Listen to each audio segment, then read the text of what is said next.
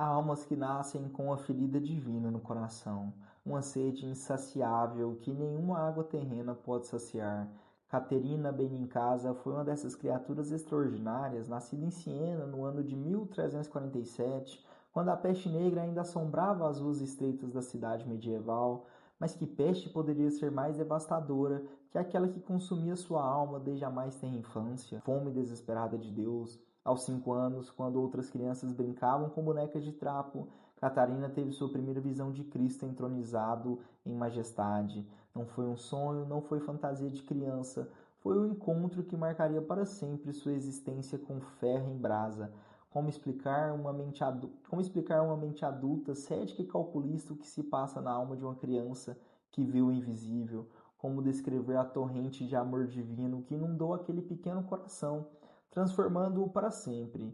Aos 7 anos, quando a razão humana mal desperta, ela já havia feito sua escolha definitiva. Seria de Cristo ou não seria de ninguém. Que força misteriosa move uma criança a tal decisão?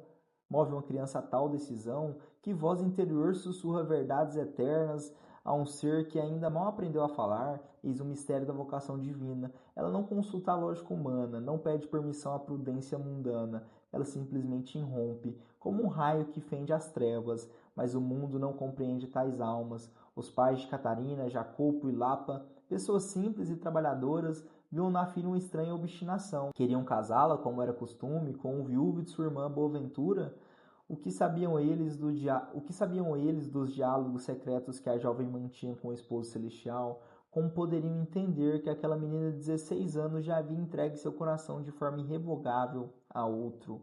A resistência de Catarina foi feroz, cortou os cabelos, iniciou jejuns rigorosos, transformou sua própria casa numa arena de combate espiritual. Mas aqui reside o gênio de sua santidade. Em vez de fugir do mundo, ela o transfigurou, criou sua mente uma cela interior, onde seu pai se tornava Cristo, sua mãe a Virgem Maria, seus irmãos os apóstolos, servi-los com humildade, tornou-se sua primeira escola de perfeição.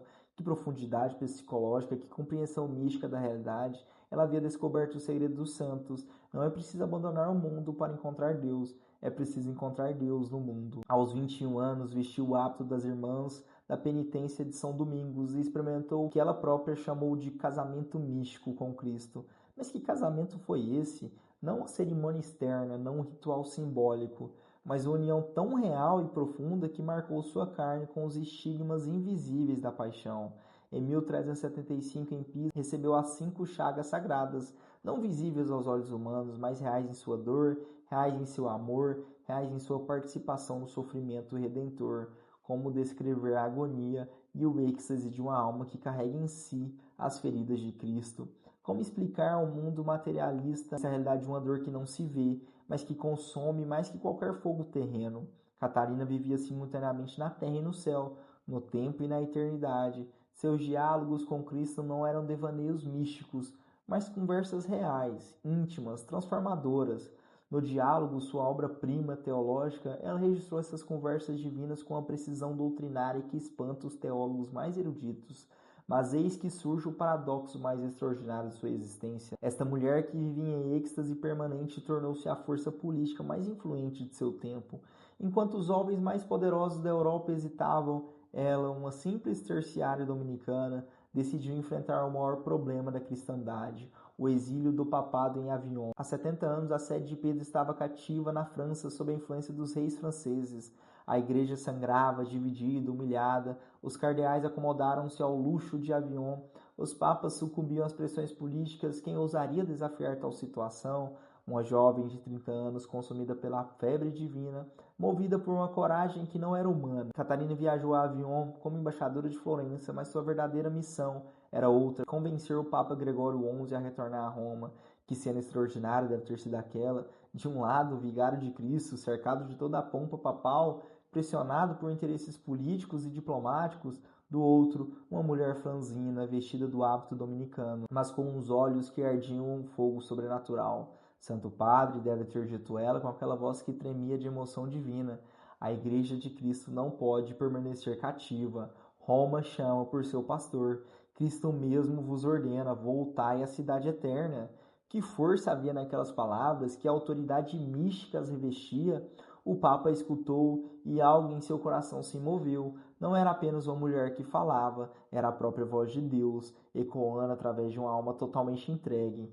Gregório XI decidiu retornar a Roma. Os historiadores podem debater as causas políticas, mas a Igreja reconhece. Foi a intervenção de Santa Catarina que operou o milagre. Uma mulher sem poder temporal, sem exército, sem riquezas, moveu o mundo pela força da oração e da palavra inspirada. Mas a aprovação não terminou aí. Com a morte de Gregório XI, eclodiu o grande cisma do Ocidente. 2 papas, depois 3 dividiram a cristandade. Catarina, já em Roma, defendeu com todas as forças o Papa legítimo.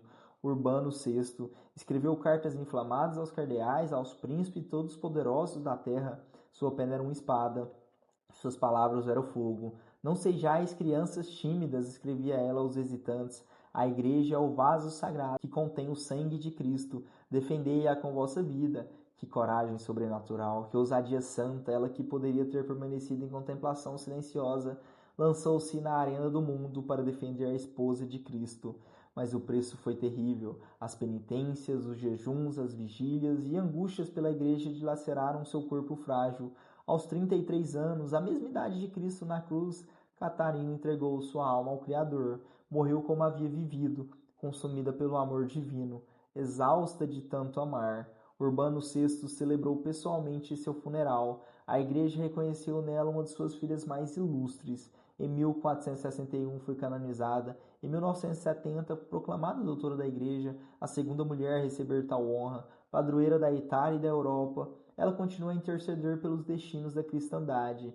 Que lição nos deixa esta alma extraordinária, que o amor divino, quando encontra um coração totalmente entregue, pode mover montanhas, transformar a história, mudar o curso dos acontecimentos humanos. Catarina de Siena provou que não há força no mundo comparável à de uma alma que ama verdadeiramente a Deus. Ela viveu o paradoxo cristão em sua plenitude. Perdeu-se completamente para encontrar-se eternamente. Morreu para si mesma, para viver em Cristo. Abraçou a cruz para participar da ressurreição. Em nossos dias de ceticismo e materialismo, quando a fé parece uma antiguidade ultrapassada, Santa Catarina de Siena ergue-se como um farol luminoso. Ela nos lembra que existe uma realidade superior, um amor mais forte que a morte, uma verdade que vale mais que a vida. Seus diálogos com Cristo continuam ecoando através dos séculos, chamando as almas sedentas para a fonte inesgotável da graça divina. Que sua intercessão nos alcance a coragem de enfrentar os desafios de nosso tempo com a mesma fé ardente, a mesma esperança inabalável, o mesmo amor transformador que fizeram dela uma das glórias mais radiantes da Igreja de Cristo. Que Santa Catarina de Siena rogue por nós. Em nome do Pai, do Filho e do Espírito Santo. Amém.